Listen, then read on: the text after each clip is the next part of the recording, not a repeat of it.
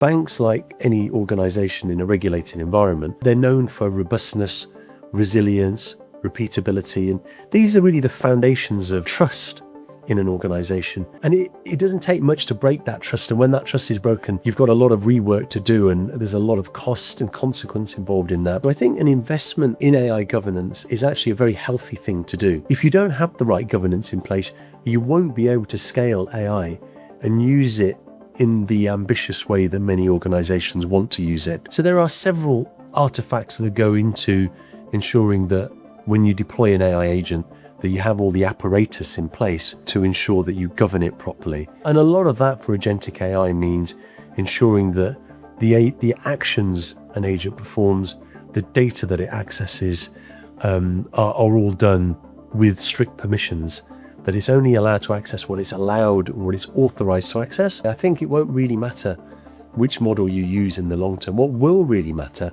is all the scaffolding you put around your use of models. This is Matthew Cheung, CEO of ipushpull, and my guest today has been thinking about AI agents since before most of us had heard the term. So Dr. Paul Dongha finished his PhD in AI agent reasoning back in the 90s, then spent 3 decades putting it into work inside some of the largest banks in the world. Today, he's head of responsible AI and AI strategy at NatWest Group, where he leads the bank's efforts to deploy AI in a way that's safe, transparent and auditable. Before that, he was group head of data and AI ethics at Lloyds, and he leads NatWest's collaboration at the moment with the FCA, the regulator, where he's live testing agentic AI, as well as previously advising UK banking regulators on AI policy.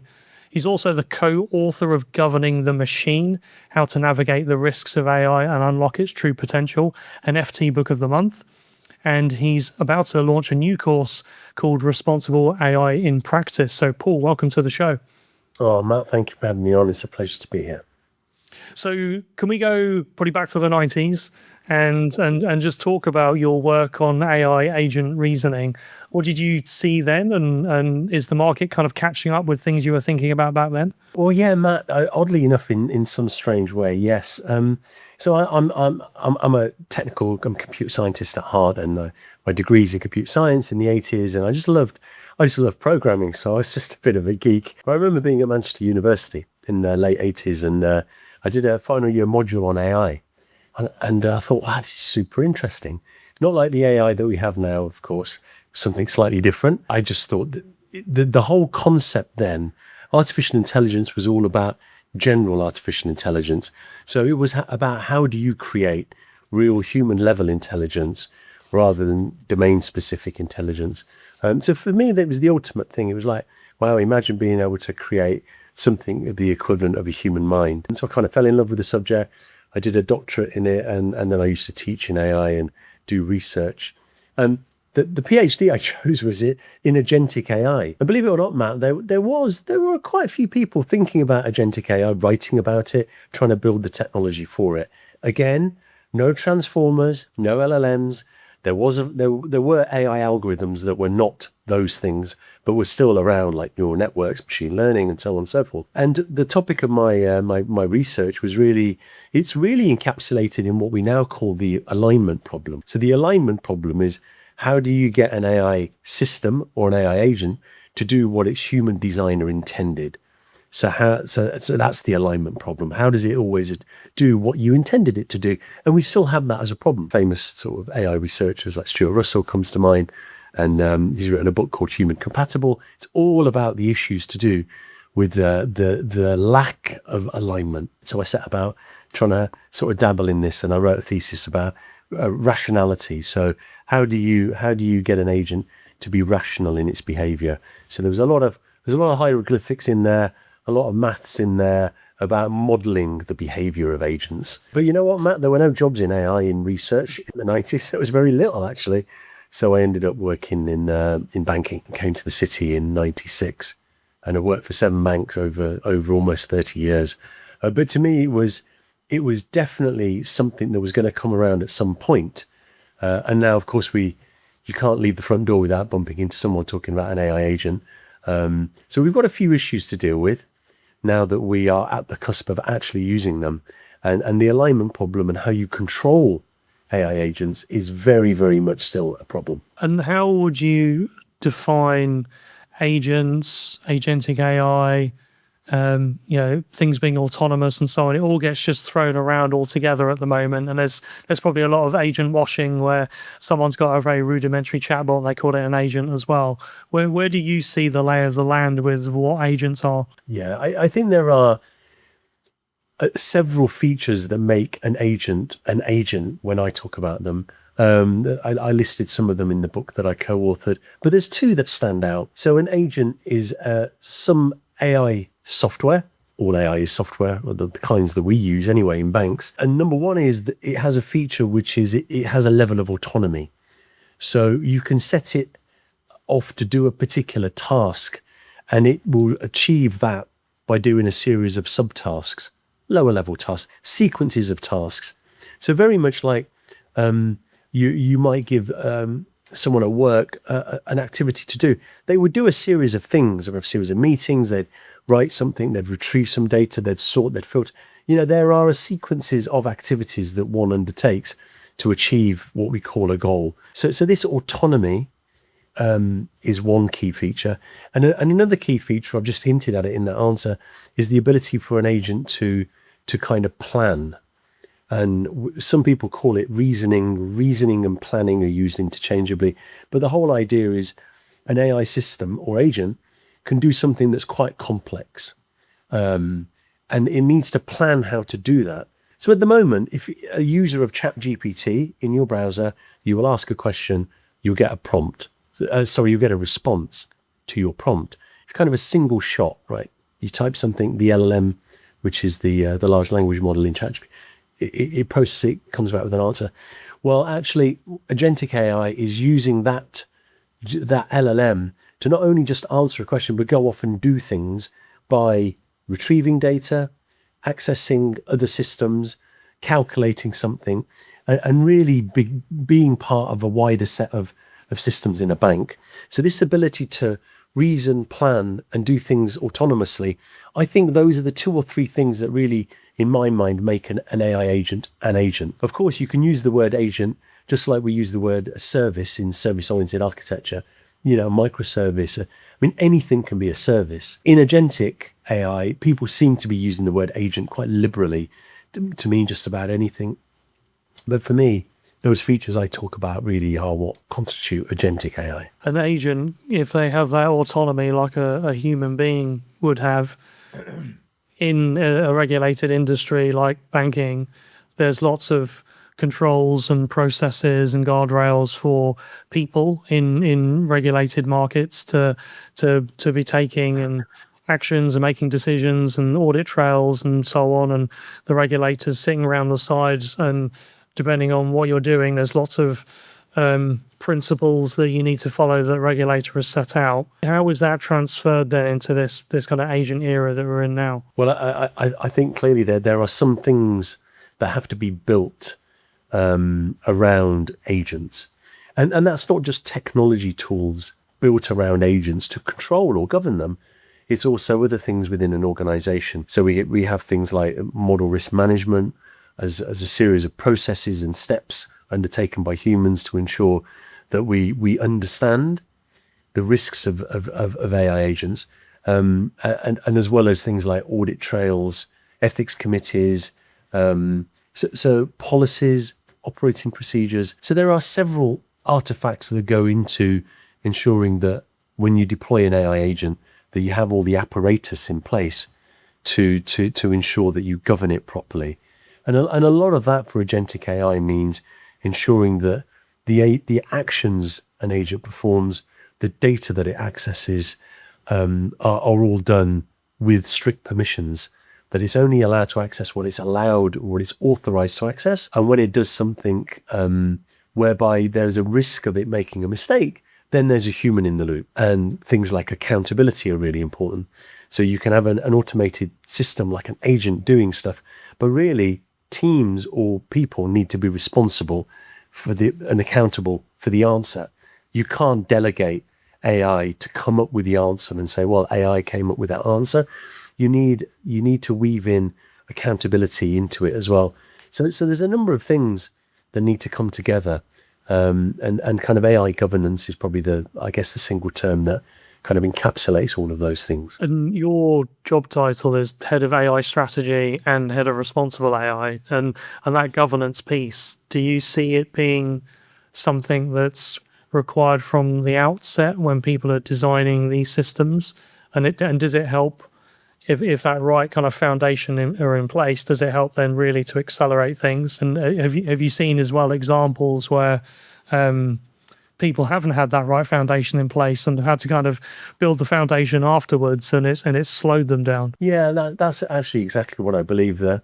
Actually, AI governance can be seen as, to some people, as an overhead and a burden of kind of compliance, almost a checkbox type of thing that we have to do. And I can understand why people might view it of that case, but I guess I turn it around somewhat, and similar to what you've just said, Matt, it's if you don't have the right governance in place, you won't be able to scale AI and use it in the ambitious way that many organizations want to use it. Because the reason being, when mistakes are made with the use of AI, there will be a lot of rework that's done as a consequence of that. And not to mention the risks of kind of reputational harm to an organization. Certainly if an AI system, blows up that's in production, that's customer facing, or even the harm that potentially it could cause through biased decision making, for example.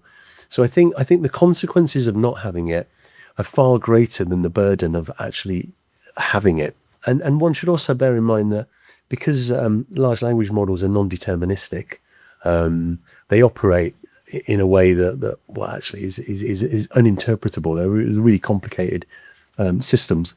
We have no way of guaranteeing that the answer that an AI produces in a large language model is always going to be repeatable and robust. There are lots and lots of examples. You can ask ChatGPT the same question on 2 different days, the very same prompt, and the answer you'll get back will be slightly different. That's an example that manifests itself into all sorts of different use cases, and that presents problems. Banks, like any organization in a regulated environment, they're known for robustness, resilience, repeatability, and these are really the foundations of trust in an organization. And it doesn't take much to break that trust. And when that trust is broken, you've got a lot of rework to do, and there's a lot of cost and consequence involved in that. So I think an investment in AI governance is actually a very healthy thing to do, for all of those reasons.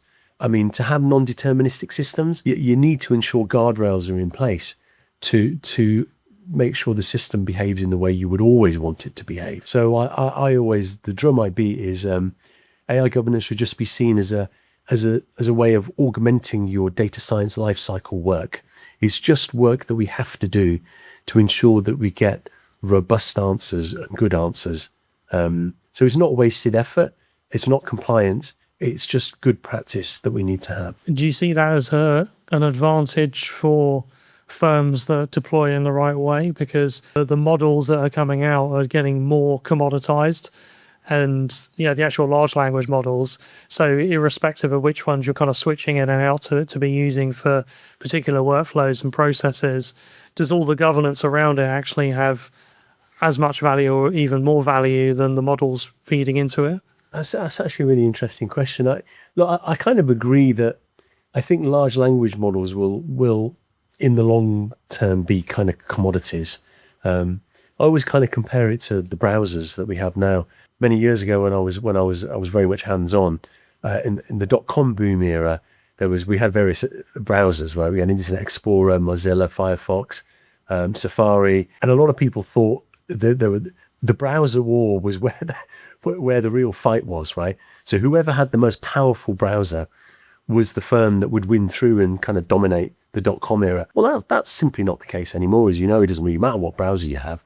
What matters is something else. And that something else, amongst many other things, is the technology that's built around the browser and in the browser, interoperability, and many other things. So I kind of view large language models in a similar way. I think it won't really matter which model you use in the long term. What will really matter is all the scaffolding you put around your use of models. At the moment, there seems to be a real push to use retrieval augmented generation, or RAG, less so on sort of supervised fine tuning. But when you have RAG, there's a number of guardrails you have to have on controls, things like context relevancy, groundedness, answer relevancy. All of these are kind of measures that you would employ, certainly during testing, and to some extent during runtime as well, so that you ensure that inconsistent outcomes are trapped before they're exposed downstream to either users, colleagues, or indeed customers. So I think there is a large amount of work to do around the kind of the AI governance space, tooling, around monitoring, observability, and that requires a lot more work also from the teams that are responsible for reviewing outputs of AI. So in the banking sector, we have the first line of defense teams. So first line of defense are really then the name of the teams that are, if you like, responsible for ensuring that systems behave in the way they should. Those teams are going to need to have the tooling to allow them to be able to ensure that they continue to do that. So there's a lot of new work for teams and technologists to make sure that we get there. Those kind of first line of defense teams, do they kind of sit in this kind of alongside similar teams that are looking at data governance? And are those teams now evolving to encapsulate AI governance, or are AI governance like new teams that are set up? How does that look like in an organization? Well, I think in many organizations, it's an extension of existing teams. Yeah. So, certainly in financial services, every bank has the concept of a first and second and a third line of defense.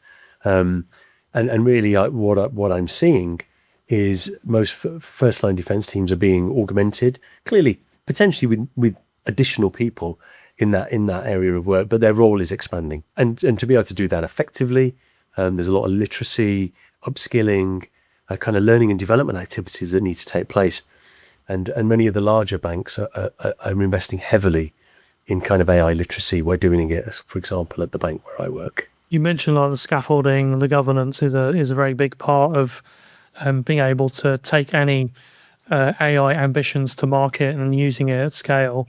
The other part, obviously, that feeds into all of this is data. And people have always seen data as being valuable, but have not quite figured out how to do with it. If you went back kind of decades, people have been storing data and putting into data lakes and data warehouses and kind of ready for the day when you could do something with it. Now that you're seeing tools like large language models to query some of that data and do stuff with it, it's kind of unlocking some new avenues and new channels and new things for companies to look at to make revenue and to find data and analytics from it and so on. Now, someone like NatWest has been sitting on a lot of customer data. Does that give you an edge compared to other banks in terms of how you can provide new services to clients? Yeah, that's a really interesting question. So I think large language models open up the opportunity to discern and surface better insights about our customers. Okay, from the data that we have already about our customers. So, for example, some of our customers in retail have been with the bank a long time. We store data when we talk to customers, conversations, and obviously their banking history, and that's guarded. As you know from financials, right? That is so super important, and we built huge amount of control infrastructure around that, data products and security and so on. Now, the idea of using that information within a large language model so that we can provide a bespoke, personalized service to customers is a potentially a huge thing. Kind of reminds me of the old days where, certainly I remember this. You would go in and talk to your bank manager. They would actually know you. They'd have a conversation. They would really understand the stage of life you were at and what you needed and so on. And that kind of personal interaction, although that's not really in vogue anymore because of the way where we are, I do think that we can use some of this information through large language models and our customer data to provide a more personalized service. So surfacing things that we think our customers really want, maybe things that they hadn't thought of, that we think actually, this is something that you should think about. This is something you should look at. Financial planning, insights, helping our customers achieve financial goals, planning for a holiday, saving up a certain amount for a certain point in the year, and really helping them. to see that actually maybe they need to save a bit more, or there are savings to be made through maybe they're oversubscribing to certain services maybe they're not aware of. Certainly when when you go through your banking history, you have a tabular spreadsheet and you go through your transaction. I think we can make that a lot richer, a lot more personalized. So we have this huge opportunity to make personal banking really personalized, and I think that's where the kind of the next edge is. So I'm really excited about that opportunity. And is that where you see using a large language model to query that information and get that data analytics is quite straightforward, from a technology perspective? Where do you see agents being used then for some of those workflows? Is it them doing the agent doing the planning, going off and doing things and off its own back? And where does the controls for that then sit if you had something like that up and running? Yeah. Well, if I was to go back to my strict definition of an agent, having all this autonomy, reasoning, planning, and so on, my view is we take it one step at a time. Yep. So, for example, employing agentic AI in maybe a back office type operation where it's low risk, low stakes. There's an alternative system. If the agentic AI system doesn't quite work, there's a human in the loop, that we have people that did that role through non-AI, and then you deploy AI and see if actually it matches up to how well humans perform. We spend a lot of time ensuring that any deployment of agentic AI actually is at least as good as it was before the agentic AI was deployed. And the reason to take it one step at a time in that kind of, I guess, conservative approach is building kind of muscle, right? Building intellectual muscle and knowledge around how to build agentic AI. What can go wrong? What are the pitfalls? What you need to do to add the governance layers in properly, and maybe new things that you hadn't actually thought of that we discovered that we need. So I think there's a lot of learning that we need to go on in order to make this work. Also to mention, there's things like, I call it context engineering, providing the agent with the right information to allow it to do the work it needs to do. That in of itself is an engineering exercise. And we are, I think the industry, I'm not talking about the bank, we are just working out what that means and how to do that. So I'm a big fan and a big believer in knowledge graphs and ontologies. This kind of semantics, which is knowledge about how the organization works. Making sure an agent that you deploy to do a workflow actually has that knowledge in its context. I think that's kind of almost the next frontier in terms of unlocking the value that agentic AI seems to promise. On its own at the moment, and you're a technologist, you'll know that large language models, the probabilistic nature they work on, we're providing huge context. It's using things like cosine similarity, re-ranking on retrieving chunks. And so these are rough and, to some extent, rough and ready tools, I think. They're not precise as we would like them to be. And I think we need to do more. And I think that the next step is to use things like context engineering and knowledge graphs to enable AI agents to do something a little bit more sophisticated. So in answer to your question, yes, eventually, I see the role of agents internally in the bank, helping our colleagues in their job interact with customers and provide personalized services. I don't think there's any scope for having completely autonomous AI agents, just having full conversations with our customers and just letting them loose. If that's on anyone's mind, I don't see the industry going that way anytime soon. I think most organizations are quite sensible. What's your view on MCP? Because in the non-enterprise world, where a personal user at home can use core code and OpenClaw and connect into everything they want to do and do some really, really smart, clever stuff, and MCP is a good connectivity layer to do some of these things very easily. In the enterprise level, MCP seems like it doesn't have the correct set of governance and guardrails around it at the moment. How do you see that evolving over the next couple of years? I always think a model context protocol as almost, it's almost like just an adapter that allows you to get to somewhere else. So whether that's a large language model using MCP to retrieve data, to retrieve context or to access a tool through the client server approach. I think we're really at the beginning of what you need to do. So that's just connectivity in my mind and retrieval. There are probably a bit like the ISO transport layers. There's probably layers of software to build on top of MCP as a protocol, so that you can interchange data sensibly. There were some years ago, there was the FIX protocol, the Financial Information Exchange Protocol, which kind of got some traction, but it effectively provided a common language for people to use when they went and transferred data over the web, between financial transaction data over the web. So again, we're talking about semantics and defining a semantic. So that protocol layer, was very useful. It sat on top of everything else in TCP/IP right at the bottom. I kind of see MCP as the base layer.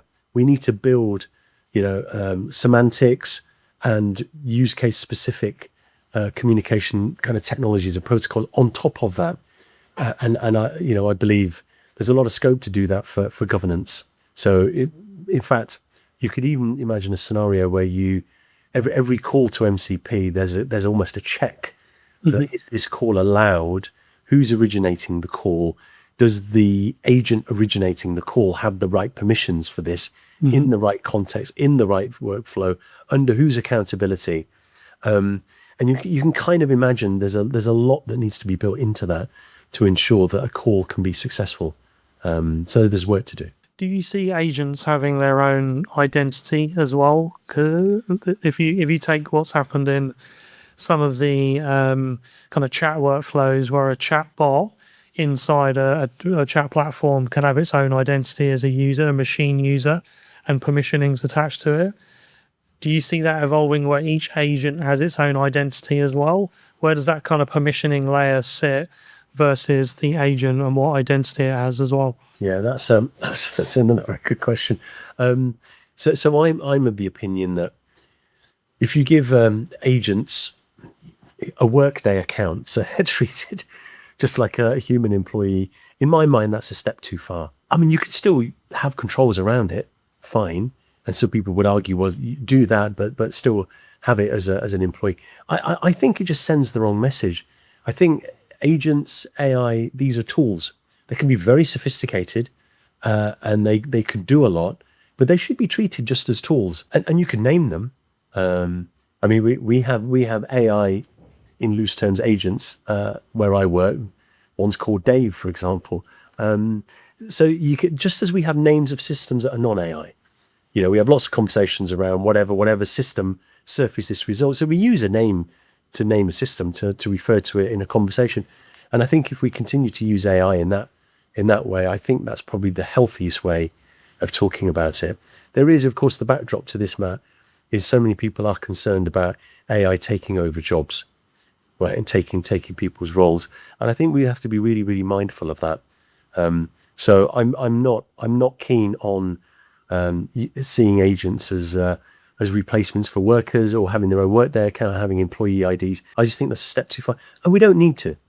That's the other thing. There is no compelling reason, certainly not that I've heard, where we need to go that far. That's an interesting point. The agent is just a tool. It's just another bit of software, rather than having its own identity, which could cause alarm to some people.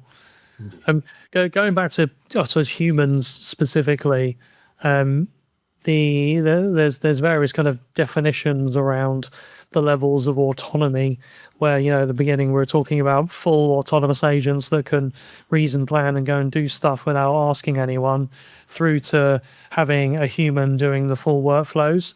So those kind of different layers of, a human in control where they're doing everything, a human in the loop where they're kind of acting, the AI is kind of doing things and the human's approving, which there's already lots of things where that's kind of happening. Now you begin to see like human on the loop, where the AI goes and does stuff unless the human tells it not to do it. And then ultimately that autonomous bit where there's no humans involved whatsoever.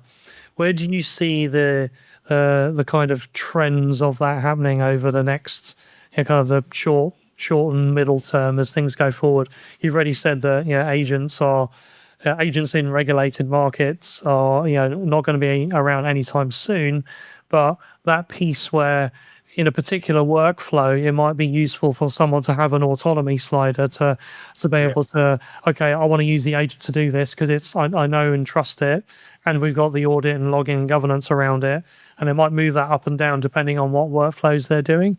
How do you see that kind of working in real life, and would you see some drift around that over time as well? Because going back to the old spreadsheets that have been around for decades, there's been lots of problems that's happened with people doing shadow IT and stuff they shouldn't be doing in spreadsheets. Do you foresee that happening in a similar world where people have the ability to switch kind of agents on and off to go and do things for them? I do see a bit of a repeat, actually, of the spreadsheet issue of sort of end user computing or shadow IT from maybe 25, 30 years ago, especially with the Copilot tooling that's been made so accessible, like through Microsoft Copilot Studio. I mean, it's just Agent Builder.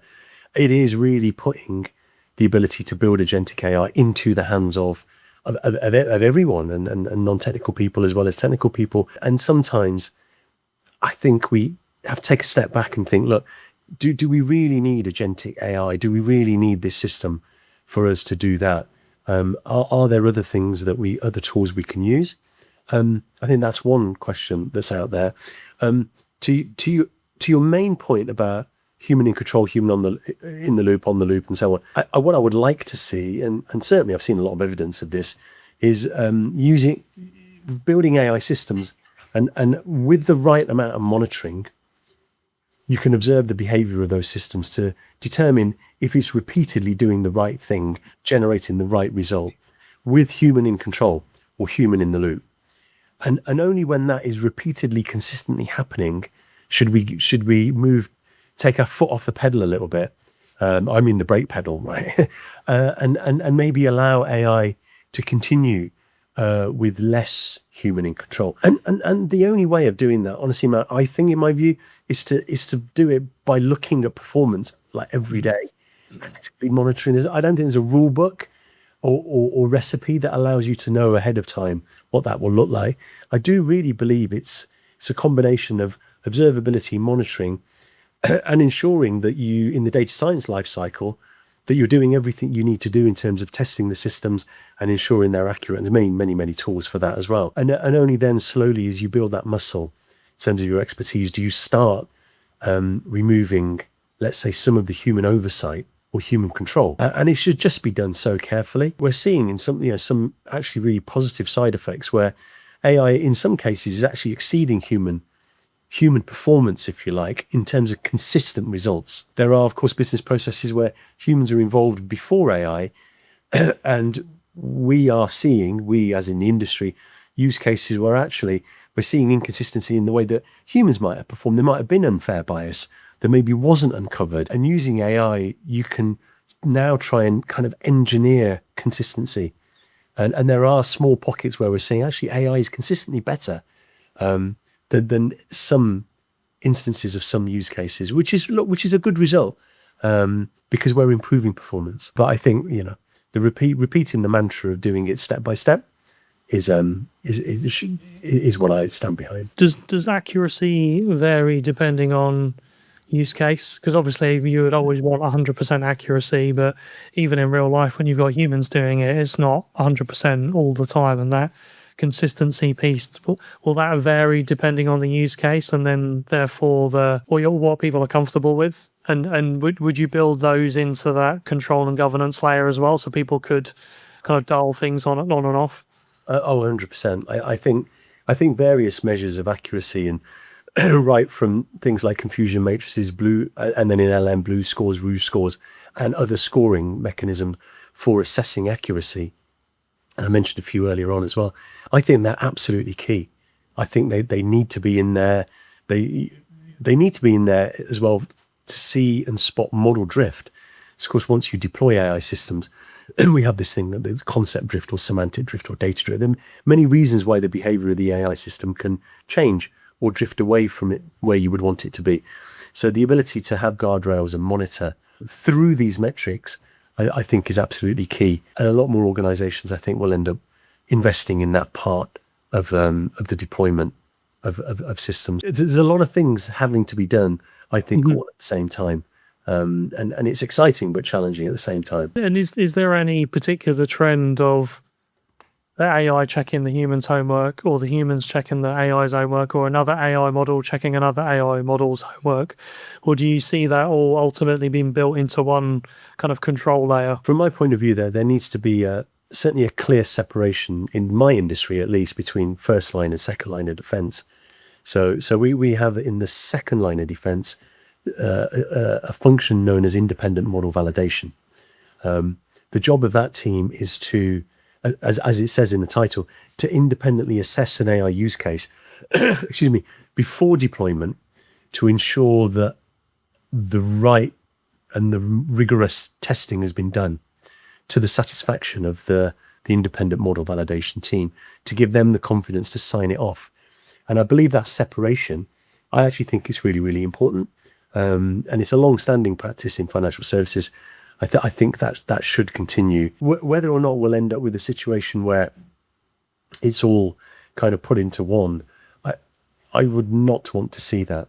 I have some concerns over LLM as a judge. So there are many examples of this now, where the output of a large language model is assessed for its accuracy by invoking another large language model and asking it, is this answer right? I do have some reservations about that. I think it needs to be done really, really carefully. There are some LLM judges that are sort of small models, BERT style models, which can be kind of trained or fine-tuned to be really good. But even then, that LLM as a judge, in my opinion, should be used as a tool and not the ultimate decision of whether the AI it's assessing is correct or not.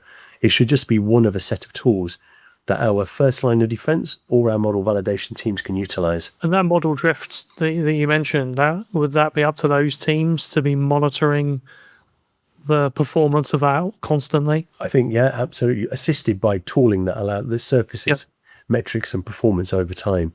But yeah, you can even implement algorithms that try and predict whether you're drifting quickly towards the outer limit of your guardrail.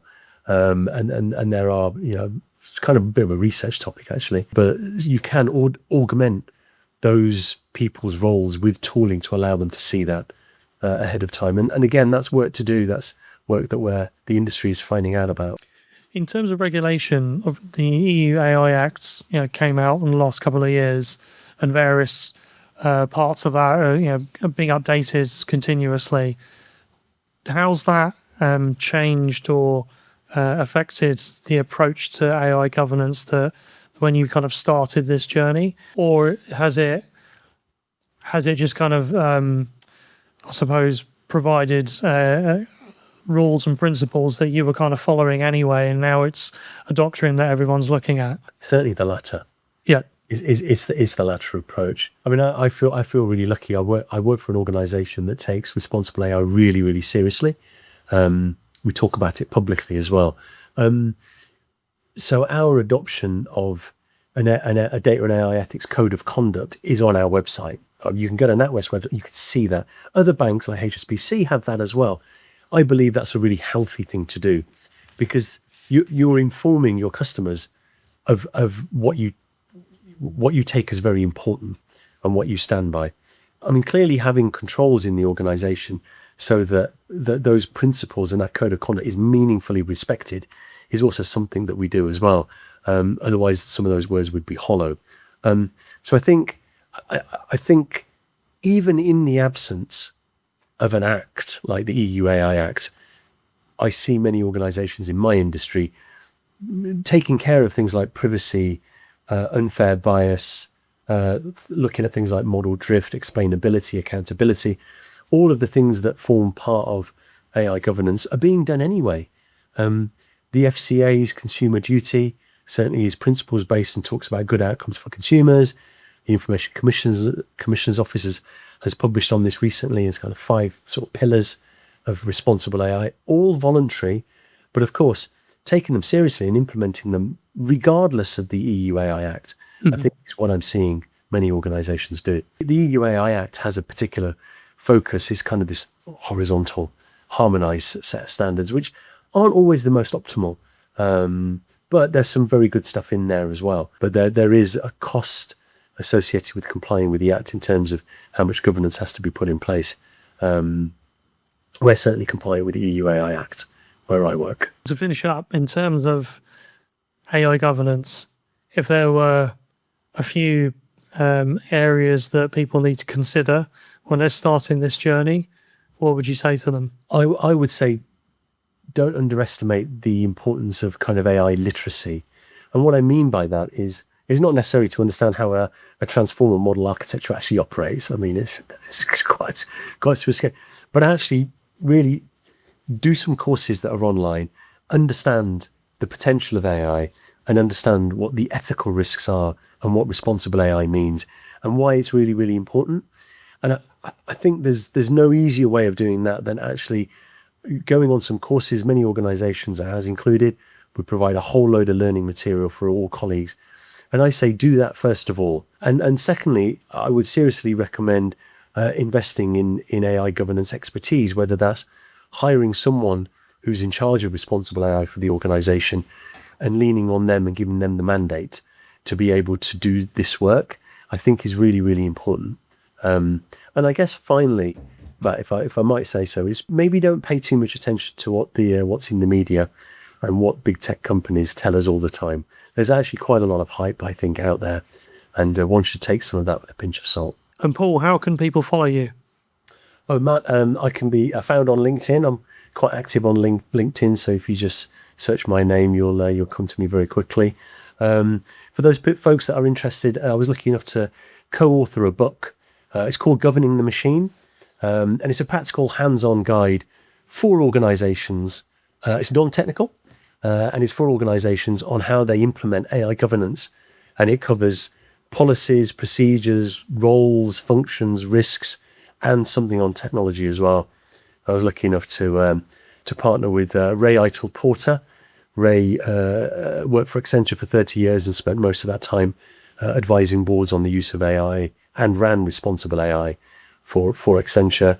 And a lady called Miriam Vogel, who's an AI lawyer based in Washington, and she's ex-President Biden's White House advisor on national AI policy. So if you can find Governing the Machine on Amazon, it's available as an audiobook and as an ebook. For those that are really interested, I'm running a course on AI governance, a practical hands-on course that takes people through everything that they need to do to implement AI governance within their organization. And that's on Maven training. And I'm partnering with a lady called Georgina on that course, and that's due to launch towards the end of July. So please have a look at that. I'm sure, Matt, maybe you can put a link to that with this podcast. It'd be great if people could sign up to that as well. Thank you. Brilliant. Thank you so much, Paul. Thank you, Matt. It's a pleasure to be on. Thanks.